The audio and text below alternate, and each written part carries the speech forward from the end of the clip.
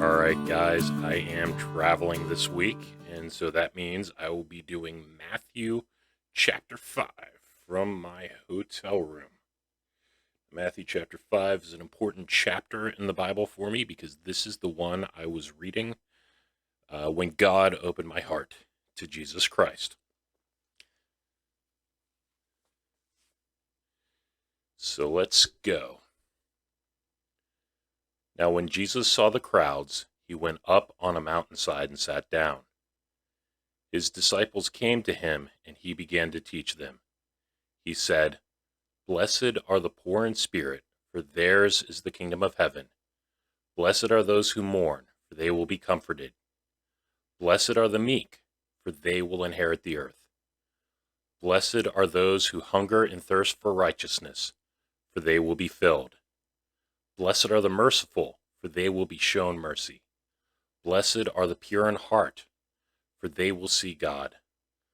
Blessed are the peacemakers, for they will be called children of God. Blessed are those who are persecuted because of righteousness, for theirs is the kingdom of heaven. Blessed are you when people insult you, persecute you, and falsely say all kinds of evil against you because of me. Rejoice and be glad, because great is your reward in heaven, for in the same way they persecuted the prophets who were before you. You are the salt of the earth, but if the salt loses its saltiness, how will it be made salty again? It is no longer good for anything except to be thrown out and trampled underfoot. You are the light of the world. A town built on a hill cannot be hidden. Neither do people light a lamp and put it under a bowl. Instead, they put it on its stand, and it gives light to everyone in the house. In the same way, let your light shine before others, that they may see your good deeds and glorify your Father in heaven. Do not think that I have come to abolish the law and the prophets. I have not come to abolish them, but to fulfill them.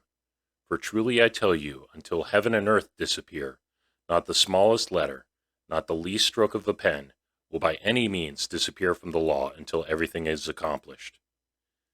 Therefore, anyone who sets aside one of the least of these commands and teaches others accordingly will be called least in the kingdom of heaven.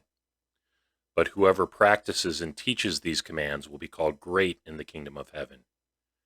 For I tell you that unless your righteousness surpasses that of the Pharisees and the teachers of the law, you will certainly not enter the kingdom of heaven. You have heard that it was said to the people long ago, 'You shall not murder, and anyone who murders will be subject to judgment.' But I tell you that anyone who is angry with a brother or sister will be subject to judgment. Again, anyone who says to a brother or sister, 'Raca,' is answerable to the court, and anyone who says, 'You fool,' is in danger of the fire of hell.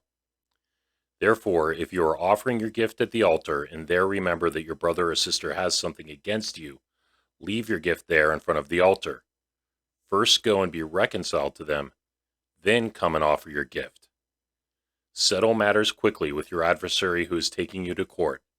Do it while you are still together on the way, or your adversary may hand you over to the judge, and the judge may hand you over to the officer, and you may be thrown into prison. Truly I tell you, you will not get out until you have paid the last penny. You have heard that it was said, 'You shall not commit adultery.' But I tell you that anyone who looks at a woman lustfully has already committed adultery with her in his heart. If your right eye causes you to stumble, gouge it out and throw it away. It is better for you to lose one part of your body than for your whole body to be thrown into hell. And if your right hand causes you to stumble, cut it off and throw it away. It is better for you to lose one part of your body than for your whole body to go into hell. It has been said, 'Anyone who divorces his wife must give her a certificate of divorce.' But I tell you that anyone who divorces his wife, except for sexual immorality, makes her the victim of adultery, and anyone who marries a divorced woman commits adultery. Again, you have heard that it was said to the people long ago, 'Do not break your oath, but fulfill to the Lord the vows you have made.'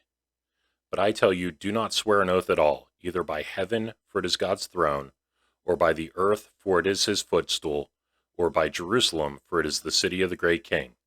And do not swear by your head, for you cannot make even one hair white or black. All you need to say is simply yes or no. Anything beyond this comes from the evil one.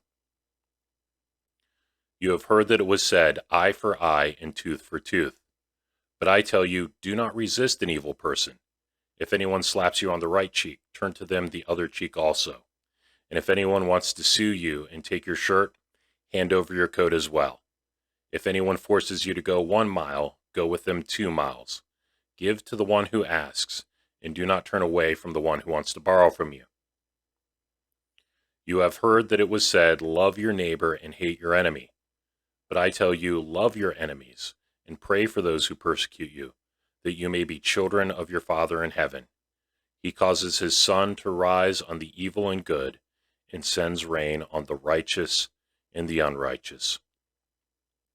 If you love those who love you, what reward will you get? Are not even the tax collectors doing that? And if you greet only your own people, what are you doing more than others? Do not even pagans do that? Be perfect, therefore, as your heavenly Father is perfect.